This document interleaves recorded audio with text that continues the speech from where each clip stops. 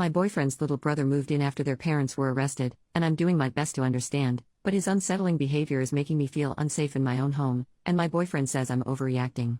I, 23 female, have been with my boyfriend, 26 male, for almost 3 years, and we live together. Recently, his parents were arrested. I'd rather not go into the details, and as a result, his little brother, 11 male, has had to move in with us. I understand the situation is complicated and my boyfriend didn't really have a choice. Obviously he couldn't just leave his brother with nowhere to go. The thing is, I find his little brother creepy, and I feel horrible even saying that.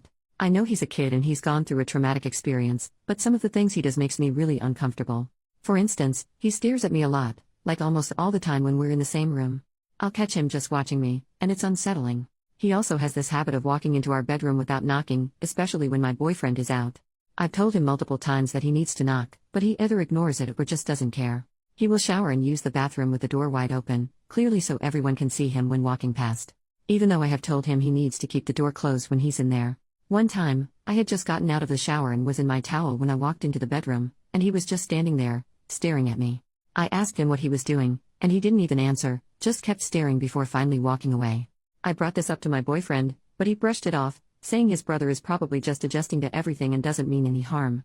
I lent him my laptop because he said he needed it for homework, and when I got it back it was completely filled with corn, like he had downloaded corn. It was in the search history. I told my boyfriend he needed to speak with him, but my boyfriend says it's normal for a boy his age. He just told me to clear the search history and delete what he downloaded. But he is not being normal, he is weirding me out and I feel bad even saying it. I get that this kid is dealing with a lot, losing his parents like that is traumatic, but at the same time I feel like my feelings are being dismissed. My boyfriend says I'm overreacting, but I honestly feel really uncomfortable in my own home now. I even find myself avoiding being alone with his brother because it just feels weird. I don't know if I'm overreacting, like I understand giving some leeway because of everything that's happened in his life, but he is really weirding me out. Any advice on how to handle this would be really appreciated. Top comments. Commenter number 1. This kid has serious issues and needs to be in therapy. Like now, this is way beyond what you should be getting advice online for. It's super concerning that your boyfriend isn't taking it seriously and is dismissing your feelings. He's undoubtedly feeling really overwhelmed right now, but that's no reason to put so much of this on you. In my opinion, you need to put your foot down and tell your boyfriend that if he won't take it seriously and get his brother help, that you don't feel safe and comfortable in the home and you're leaving.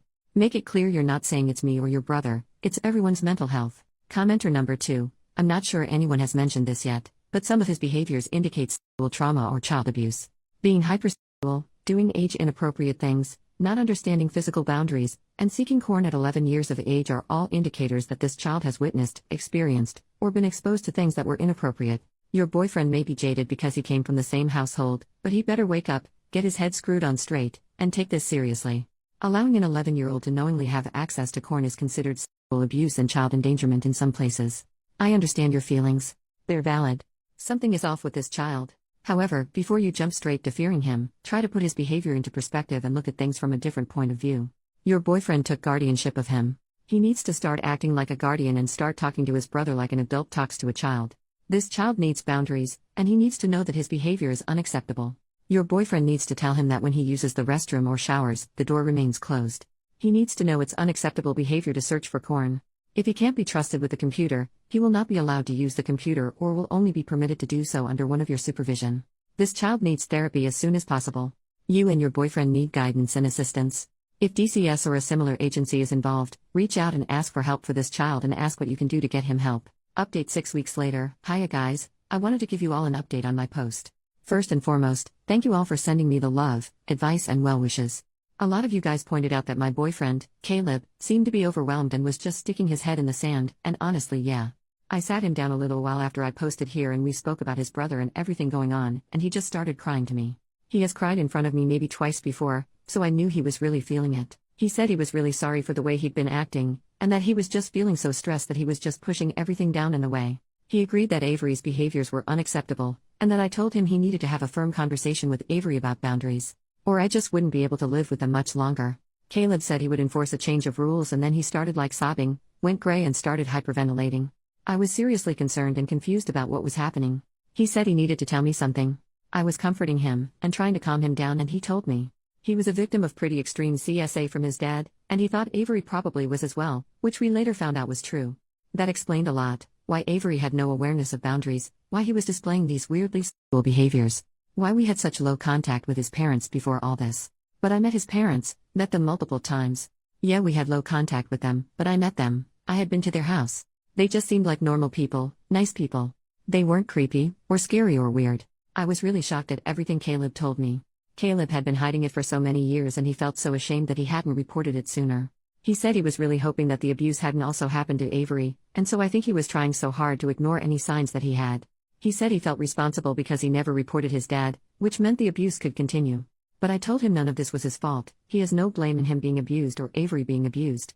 We sought advice on what to do. We reported what Caleb had said to the police and to social services. Both Avery and Caleb were interviewed, but we haven't heard much back from the police about anything that might happen next. They said it could be a long process if they managed to bring any charges at all. Social services started giving us some more support. Avery has been behaving a lot better since. He's been listening to boundaries more. He's actually changed a lot in the short time since I posted here last. He's come out a bit more as a pretty charming and charismatic boy. Even though if I'm totally honest he's still a little weird, but maybe that's to be expected after having the life he had. I got him into Scouts and he's made a pack of really close friends, who have even come over a few times. He's been getting on well with school, although they said he's only on KS1 level work, but I'm sure he'll catch up in time. And even if not, it's not the end of the world. Thank you all again.